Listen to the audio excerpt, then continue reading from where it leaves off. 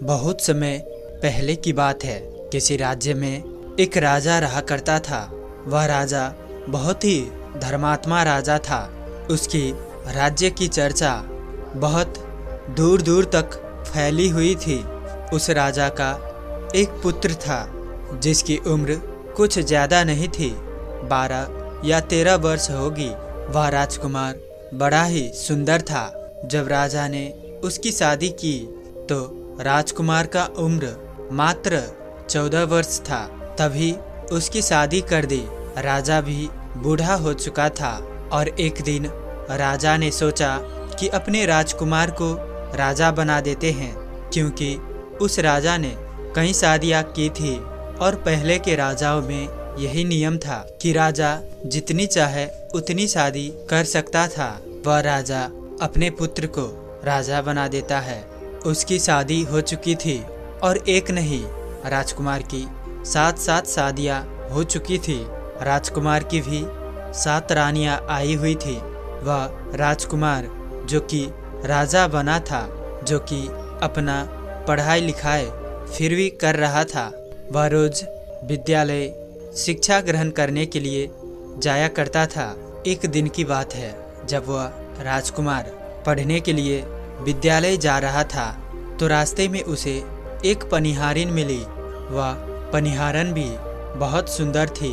उस पनिहारिन ने राजकुमार से पूछा कि हे राजा, आप रोज कहाँ जाते हैं?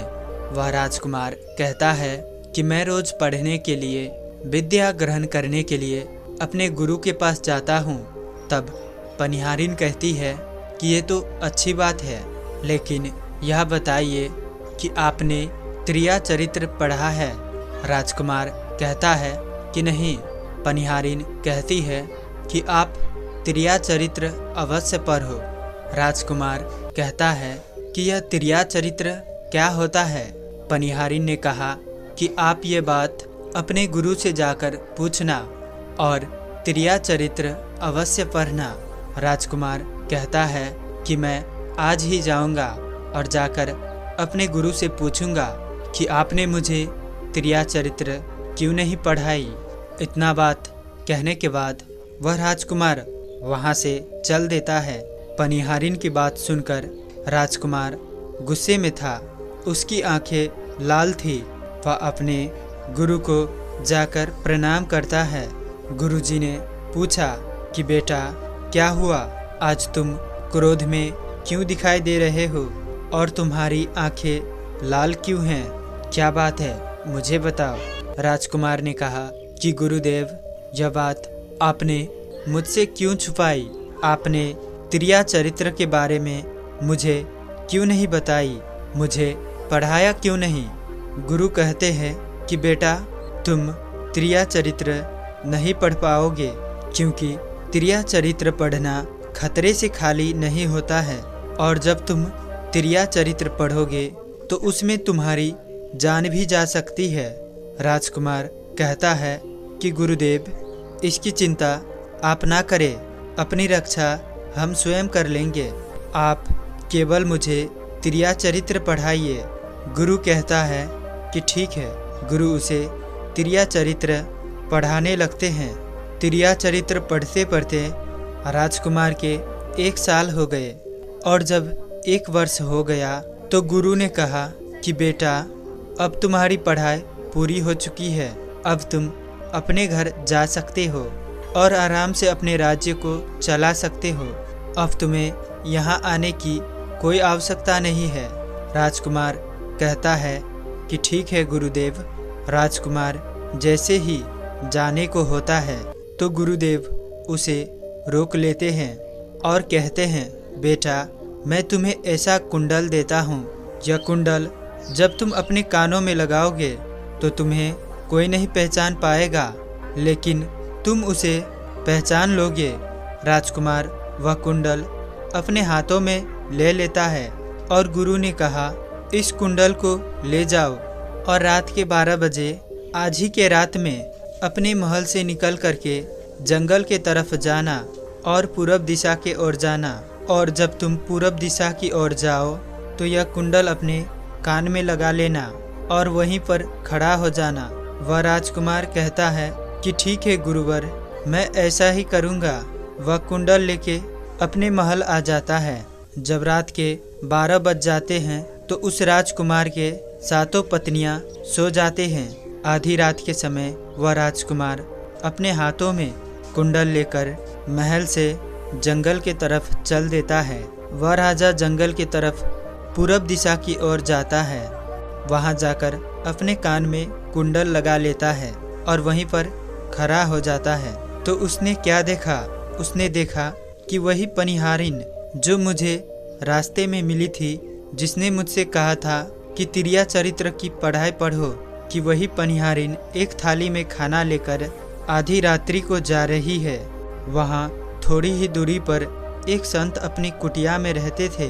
वह पनिहारिन वही संत के पास खाना लेकर जा रही थी। राजा ने देखा कि ये तो वही पनिहारिन है जिसने मुझसे कहा था कि तिरिया चरित्र की पढ़ाई पढ़ो, लेकिन पनिहारिन उस राजा को नहीं पहचान पाई, क्योंकि राजा के कानों में वह कुंडल लगा हुआ था।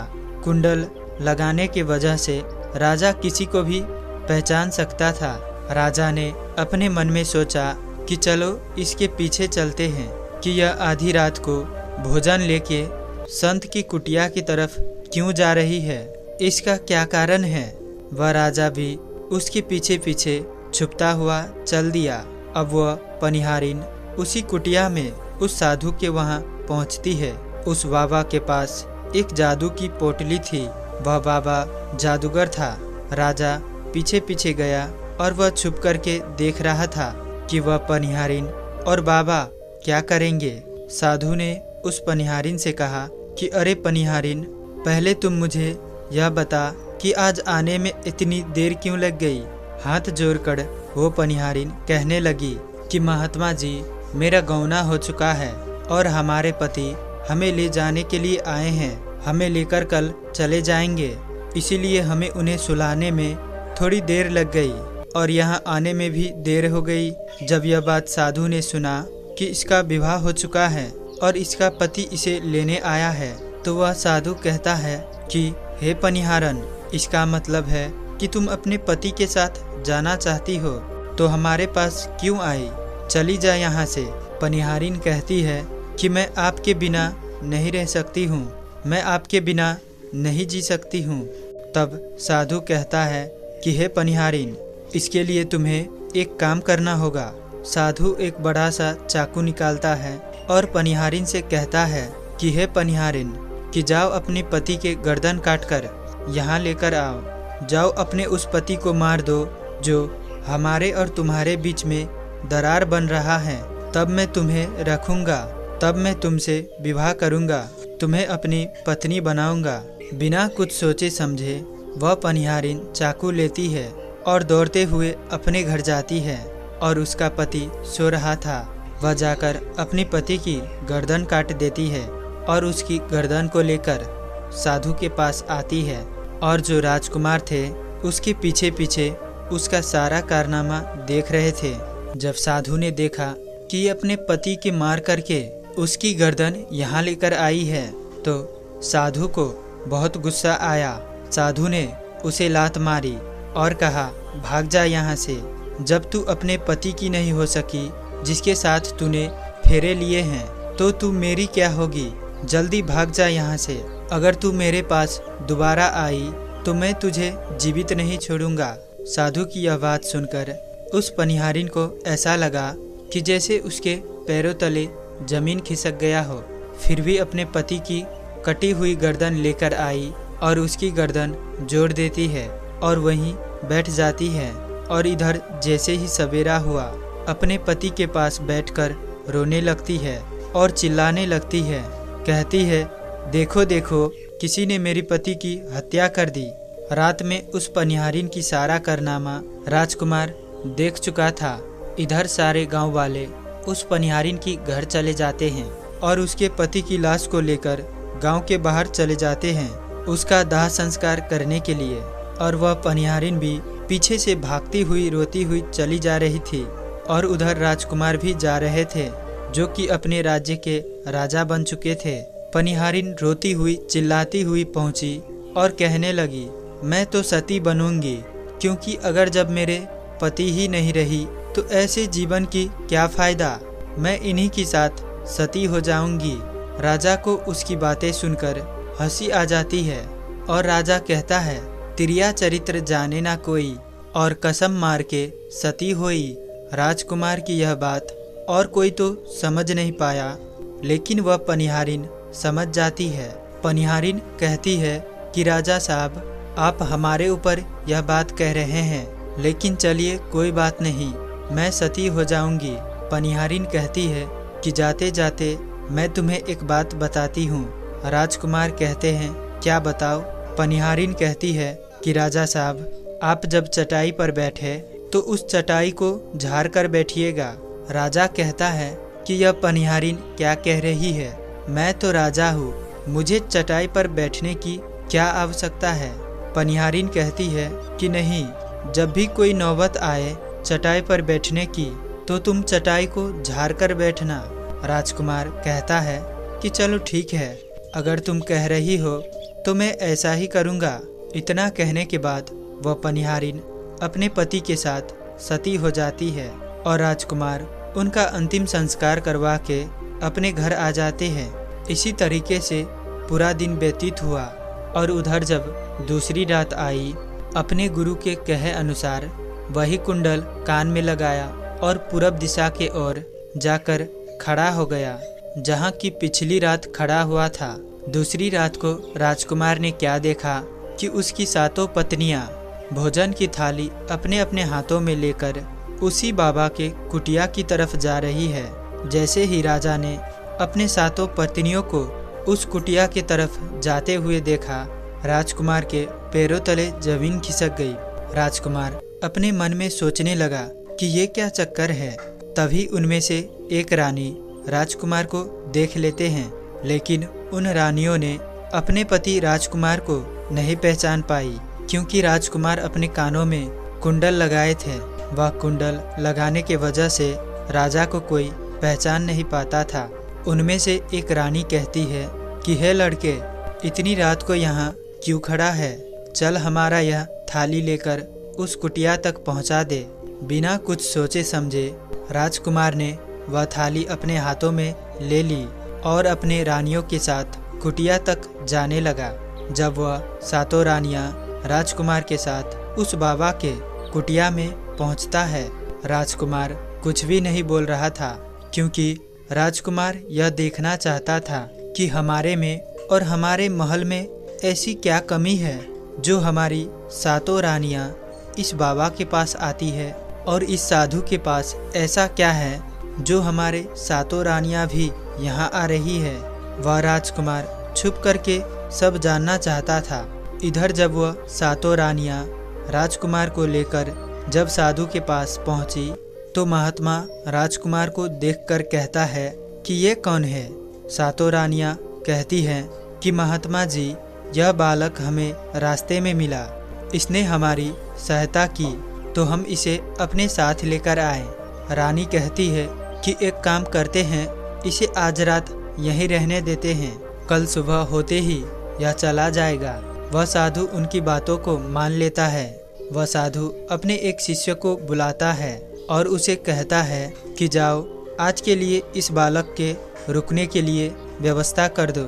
वह शिष्य उस राजकुमार को लेकर एक कमरे में जाता है। उस कमरे में एक चटाई बिछी हुई थी। शिष्य कहता है कि देख भाई, आज तुझे यह चटाई पर सोना पड़ेगा। वह शिष्य राजकुमार को इतना कहकर वहां से चला जाता है। राजकुमार उस कमरे में अकेले पड़ जाता है। राजकुमार अपने मन में सोचता है कि आज तो नौबत आ ही गई चटाई पर सोने की। फिर राजा कहता है कि चलो कोई बात नहीं, आज की रात हम चटाई पर ही गुजार लेंगे। राजकुमार जैसे ही चटाई पर बैठने ही वाला था कि उसे पनिहारिन की वह बात याद आ गई। वह सोचने लगा कि पनिहारिन ने मुझसे कहा था कि जब भी तुम्हें चटाई पर बैठने की नौबत आए, तुम चटाई को अवश्य झाड़ लेना। चलो आज पहले झाड़ ही लेते हैं, हो सकता है इसका कोई राज हो। जैसे ही राजा ने चटाई उठाई तो उसने क्या देखा? उसने देखा कि एक बहुत बड़ा कुआं है। उसने जब उस कुएं को देखा तो राजा के होश उड़ गए। राजा उस कुआं के अंदर झांक कर देखता है। राजा को अंदर बहुत सारे कैदी दिखाई देते हैं जिन्हें वह साधु ने अंदर कैद करके रखा था। उन कैदियों में से एक आदमी ने राजकुमार को पहचान लिया। वह आदमी राजकुमार से कहता है कि राजकुमार, आप यहाँ कैसे आ गए? राजकुमार कहता है कि धीरे बोलो, नहीं तो सब पोल पट्टी खुल जाएगी। तब सभी कैदियों ने कहा कि राजा साहब, आप यहाँ से भाग जाइए। हम तो यहाँ से निकल नहीं पाए, लेकिन आप यहाँ से भाग जाइए, नहीं तो आपका भी यही हाल हो जाएगा जो कि हमारा हुआ है। आप भी यहाँ फंस जाएंगे। आपको भी पकड़कर यह साधु इसी में डाल देगा। आप जितना जल्दी हो सके यहाँ से भाग जाइए। राजा जब उस कमरे के अंदर गया था तो अपने कान में से कुंडल निकाल लिया था, और जब राजा वहाँ से भागा तो अपने कान में कुंडल लगाना भूल ही गया था। राजा को भागते हुए उन रानियों ने और साधुओं ने देख लिया था। रानियों ने जब राजा को भागते हुए देखा तो रानियां कहती है, ये तो हमारे पति हैं।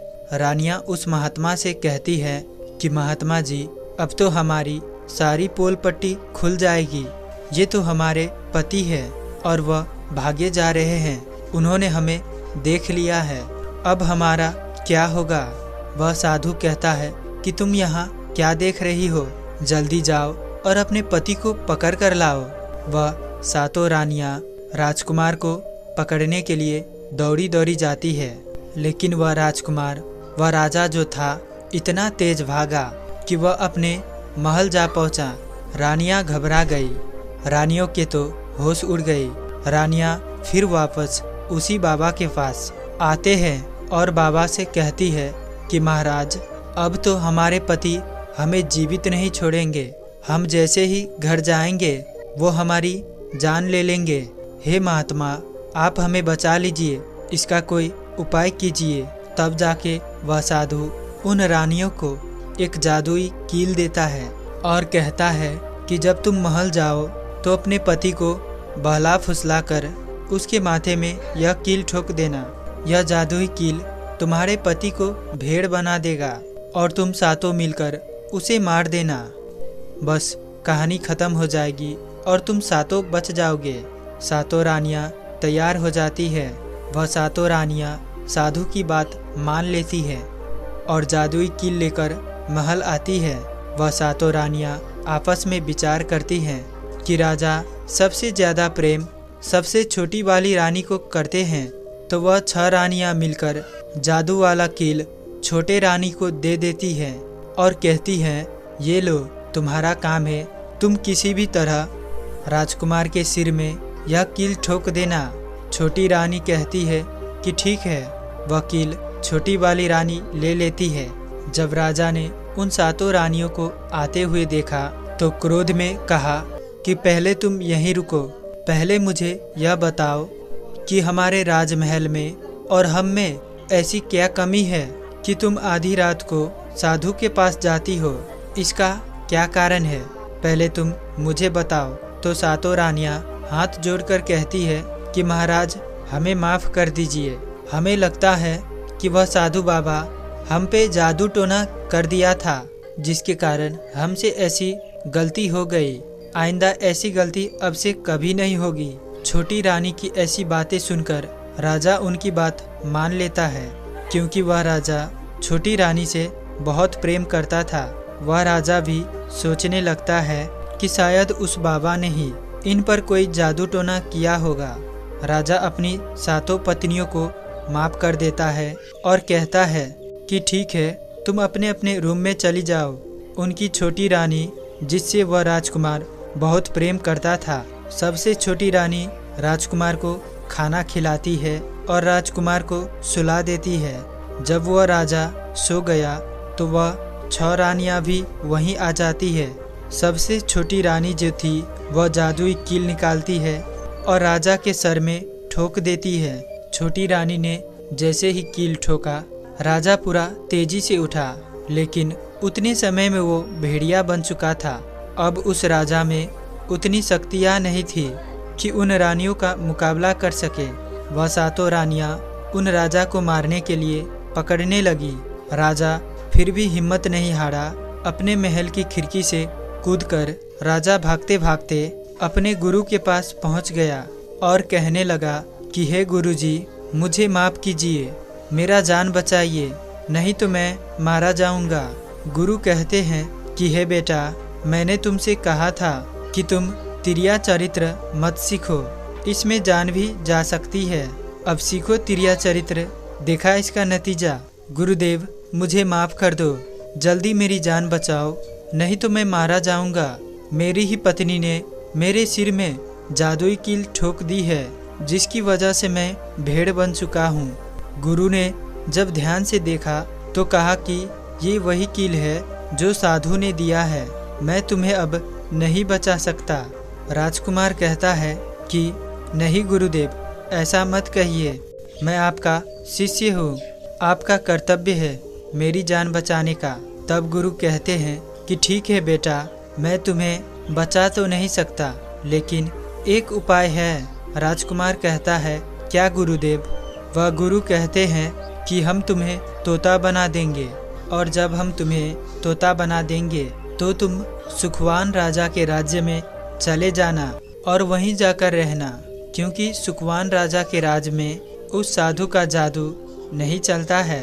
वह राजकुमार कहता है, ठीक है गुरुवर, आप हमें तोता बना दीजिए। वह गुरुदेव उसे तोता बना देते हैं और तोता बनने के बाद वह वहाँ से उड़ा और सुखवान राजा के राज्य में चला गया। जहाँ पे बहुत सारे तोता रहते थे, वहीं पर जाकर रहने लगा। और इधर वो सातों रानियाँ उस राजकुमार को खोज रही थी। जब राजकुमार नहीं मिला तो वह फिर से उस बाबा के पास जाती है और कहती है कि बाबा जी, वह राजकुमार तो भाग चुका है, आप अपनी पोटली निकालिए और देखिए कि वह कहाँ है। वह महात्मा अपनी पोटली खोलता है और देखने लगता है कि वह राजकुमार तोता बन के सुखवान राजा के राज्य में जाकर रह रहा है। वह साधु ये सारी बात रानियों को बताता है तो रानियां कहती है कि हे स्वामी, अब क्या करे। वह साधु कहता है कि अब तुम अपने राजमहल में जाओ और जाकर के घोषणा कर दो कि जो भी तोता पकड़ के लाएगा हम उसे 10 सोने के सिक्के देंगे। रानियां अपनी महल पहुंचते हैं, वहां पे घोषणा कर देती है कि सारी बहेलिया से कह दो तोता पकड़ के लाएगा हम उसे 10 सोने के सिक्के देंगे। उस राज्य के जितने तोता पकड़ने वाले बहेलिया थे उस राज्य के चारों तरफ घूमने लगते हैं और जो भी तोता पकड़ते लेकर के रानी के पास जाते, 10 सिक्के रानी से लेते और वहां से चले जाते। सातों रानियां उस तोते को मार देती। ऐसे ही धीरे धीरे बहुत समय निकल गया और वह राजकुमार जो तोता बन के जहाँ गया था वहाँ सारे तोताओं से बहुत अच्छी अच्छी बातें करता था, उन्हें बहुत ज्ञान की बातें बताता था। तो सारे तोता को लगा कि यह तोता तो बहुत समझदार है, यह तोता तो बहुत अच्छी अच्छी बातें करता है, इसे हम अपना राजा बना लेते हैं। सभी तोता मिलकर के उसे राजा बना लेते हैं। वह राजकुमार सभी तोताओं का राजा बन जाते हैं और वहीं छुप के रहने लगता है।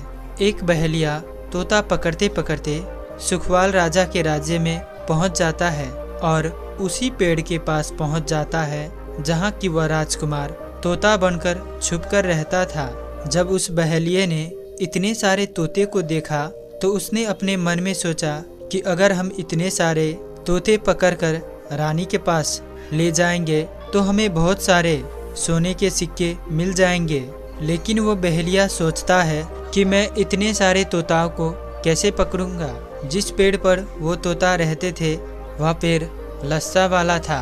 जैसे ही सुबह हुआ उस पेड़ से सारे तोते उड़कर दाना पानी के लिए बाहर चले जाते हैं और इधर बहेलिया क्या करता है, अपने चाकू से पेड़ पर चारों तरफ कट लगा देता है जिससे कि पेड़ से बहुत सारे लस्सा निकल आते हैं। पेड़ के चारों तरफ लस्सा ही लस्सा निकल आते हैं। बहेलिया सोचता है कि जब भी वह सारे तोता आएंगे और जब पेड़ पर बैठेंगे तो सभी इस पेड़ पर चिपक जाएंगे और मैं आसानी से उन्हें पकड़कर लेकर चला जाऊंगा। बहेलिया वहीं छिप कर के देखने लगा। जब शाम हुआ सारे तोते वापस आए और वह तोते जैसे ही उस पेड़ पर बैठे सभी का पेड़ उस पेड़ पर चिपक गया, क्योंकि पूरे पेड़ में लस्सा ही लस्सा लगा हुआ था। अब तो सारे तोते परेशान हो गए। उसमें राजकुमार भी जो तोता बना हुआ था वो भी चिपक गया था। सारे तोते राजकुमार से कहते हैं, क्योंकि सारे तोते राजकुमार को अपना गुरु माने थे।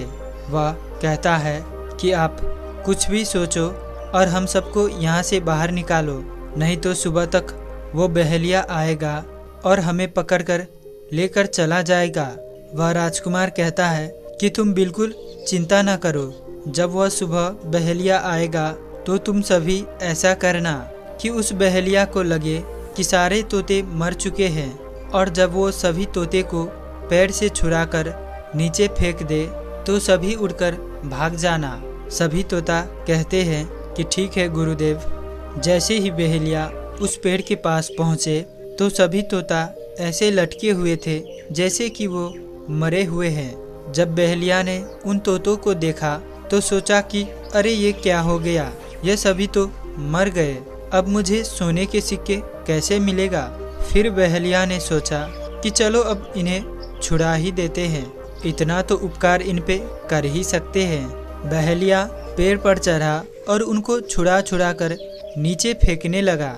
बहेलिया ने सभी तोते को तो छुड़ाकर नीचे फेंक दिया, लेकिन जो राजकुमार था, जो तोता बना हुआ था, वो वहीं पर रह गया और नीचे जितने भी तोते थे वो सभी उड़कर भाग गया।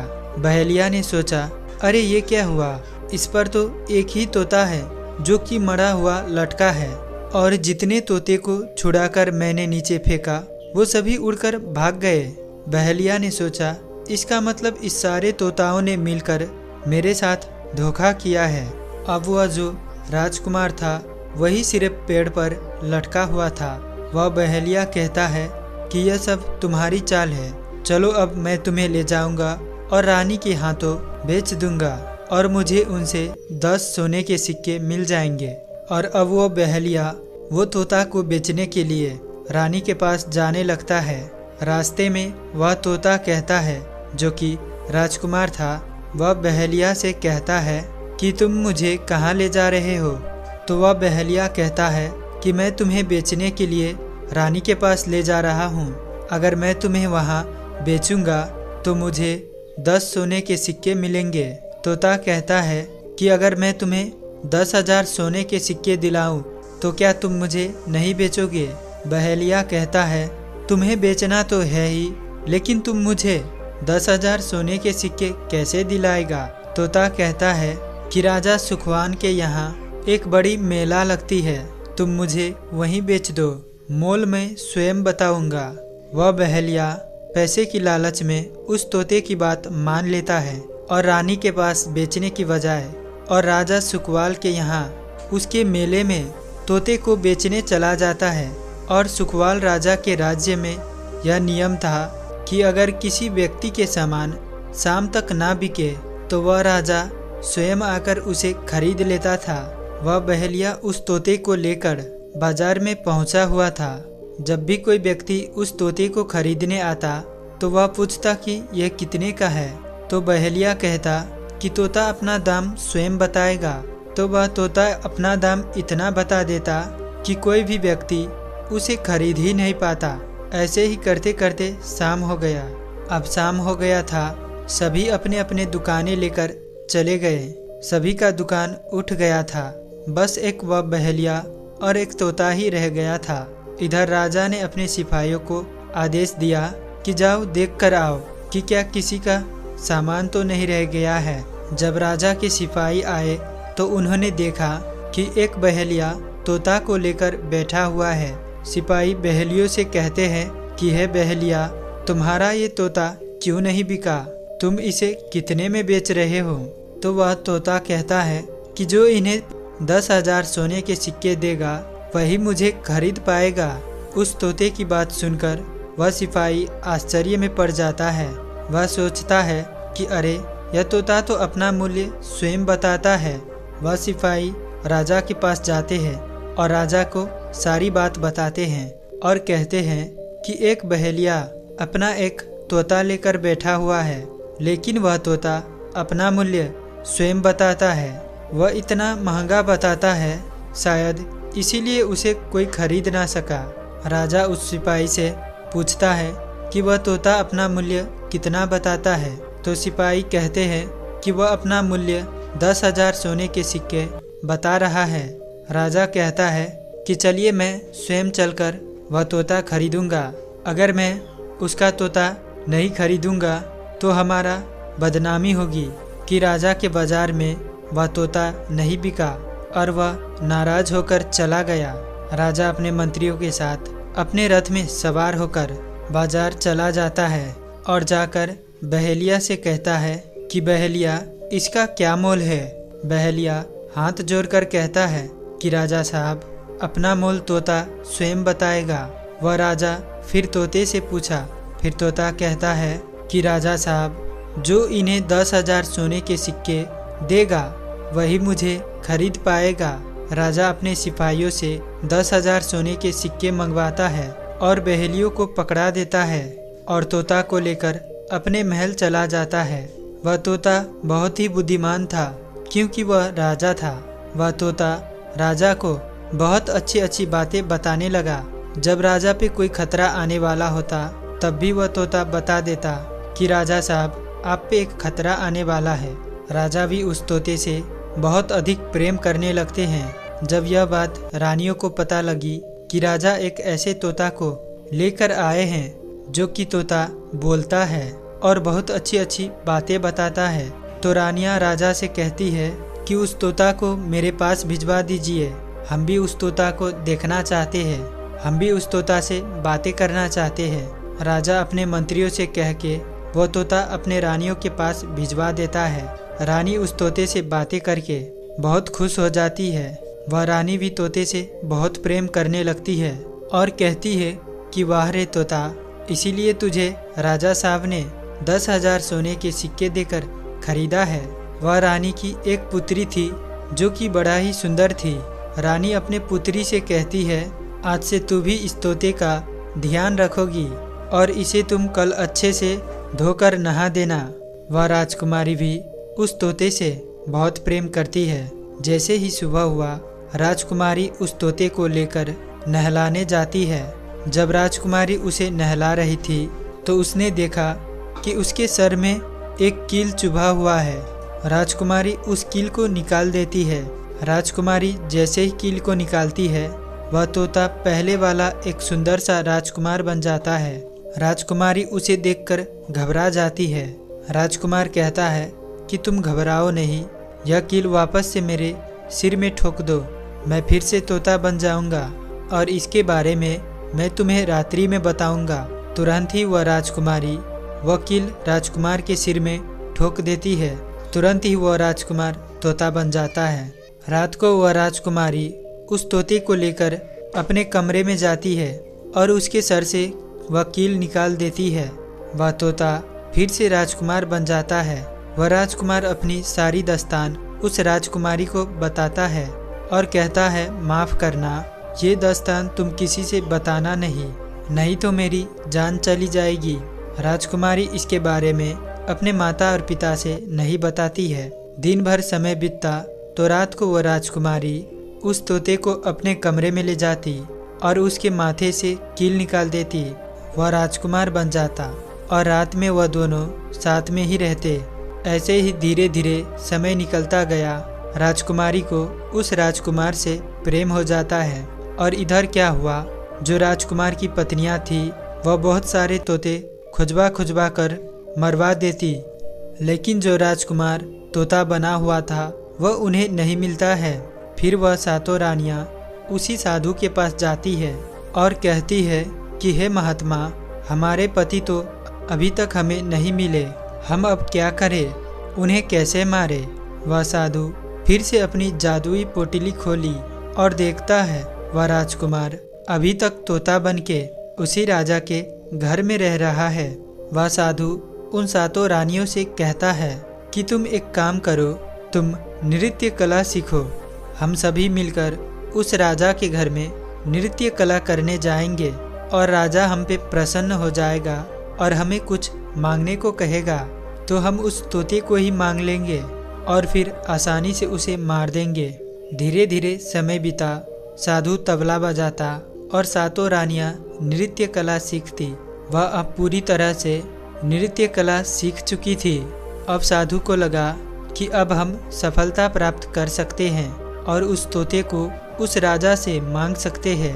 वह साधु भेष बदल करके उन 7 रानियों को निपुण कला वाली स्त्री बना के राजा सुकवान के दरबार में पहुंच गया।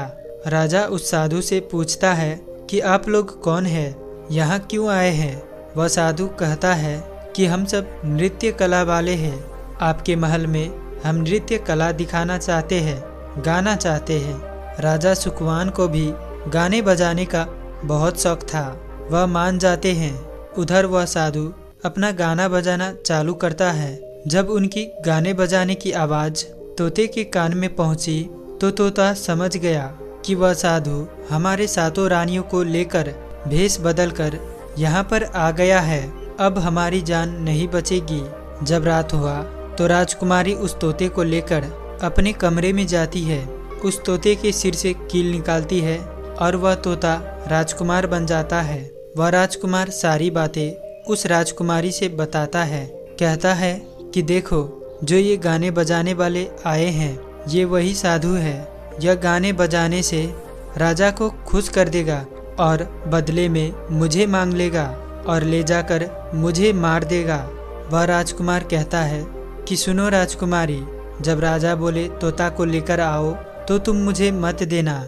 जब राजा स्वयं ही मुझे लेने आए तब भी तुम मुझे मत देना। कह देना कि मैं इस तोते को नहीं दूंगी। और जब राजा ना माने, राजा तुमसे जिद करे और मुझे मांगे, तब तुम गुस्से में आकर के पिंजरे को फेंक देना। उसके बाद मैं अपने बचने का रास्ता मैं स्वयं ही ढूंढ लूँगा। तब राजकुमारी कहती है कि ठीक है। वहाँ पूरी रात गाना बजाना हुआ तो राजा प्रसन्न होकर साधु से कहते हैं कि मांगो, क्या मांगना चाहते हो। वह साधु कहता है कि आपके पास जो तोता है जो आप कुछ दिनों पहले ही खरीदे हैं, वह तोता आप मुझे दे दो। राजा कहता है कि ठीक है। राजा अपने मंत्री को आदेश देता है कि जाओ उस तोते को लेकर आओ। वह मंत्री राजकुमारी के पास पहुंचता है और कहता है कि ये तोता मुझे दे दो। राजकुमारी कहती है नहीं, मैं तोते को नहीं दूंगी। मंत्री कहता है कि देखिए, आप जिद मत करिए। राजकुमारी कहती है कि तुम जाओ और मेरे पिताजी को यहाँ भेज दो, वह आकर इसे ले जाएंगे। मंत्री राजा को जाकर सारी बात बताता है। राजा स्वयं ही आता है उस तोते को लेने के लिए। वह राजा जाकर कहता है कि बेटी, यह तोता मुझे दे दो। यह नृत्य कला वाले को देना है जो रात भर गाना बजाना किए हैं, ये उन्हें ही देना है। वह राजकुमारी कहती है कि पिताजी, यह तोता मैं नहीं दूंगी। राजा क्रोध में आकर कहने लगा कि बेटी, ये कैसी बातें कर रही हो, इसे देने का मैंने वचन दिया है। जब राजकुमारी ने राजा को क्रोध में देखा तो राजकुमारी को भी गुस्सा आ गया और राजकुमारी ने गुस्से में पिंजरे को जमीन में फेंक देती है। जैसा कि राजकुमार ने उसे कहा था, वह पिंजरा जैसे ही जमीन पर गिरा वह टूट गया और वह तोता जो था वह सरसों का दाना बन गया। यह देखते ही साधु तुरंत एक कबूतर बन जाता है और उस दाना को चुनने लगता है। उसमें से जो एक दाना था वह दाना स्वयं ही राजकुमार था। वह दाना डगर कर एक नाली में चला जाता है। जैसे ही वह दाना नाली में गिरता है, वह दाना एक बाज बन जाता है और एकदम से कबूतर पर झपटता है और उसे मार देता है। इस तरह से वह साधु की मृत्यु हो जाती है। राजा यह सब देखकर एकदम ही आश्चर्यचकित हो जाता है। वह बाज उस कबूतर को मारकर फिर से एक तोता बन जाता है और जो राजकुमारी थी उस तोते से कील निकाल देती है और वह फिर से पहले जैसा राजकुमार बन जाता है। वह राजकुमारी अपने पिता को सारी बात बता देती है। वह राजकुमार कहता है कि देखिए राजा साहब, मैं भी एक राजा हूँ और मैं आपकी बेटी से प्रेम करता हूँ और मैं उससे विवाह करना चाहता हूँ। वह राजा अपनी पुत्री से पूछता है कि बेटी, क्या तुम इनसे विवाह करना चाहती हो? राजकुमारी कहती है कि हाँ पिताजी, मैं इनसे प्रेम करती हूँ और शादी भी करना चाहती हूँ। और जो उसकी 7 पत्नियाँ थी वह उनको पकड़वा कर अपने राजगृह में बंद करवा देती है और वह राजकुमार खुशी खुशी उस राजकुमारी के साथ रहने लगता है। तो दोस्तों, कैसी लगी आज की यह कहानी? और साथ ही हमें सपोर्ट करने के लिए इस चैनल को सब्सक्राइब करके बेल आइकन को भी ज़रूर से प्रेस करिएगा। और अंत तक इस कहानी में बने रहने के लिए मैं किशन शर्मा आप सभी का दिल से धन्यवाद करता हूँ। तो चलिए मिलते ऐसी कई और वीडियो में, तब तक के लिए अपना ख्याल रखें।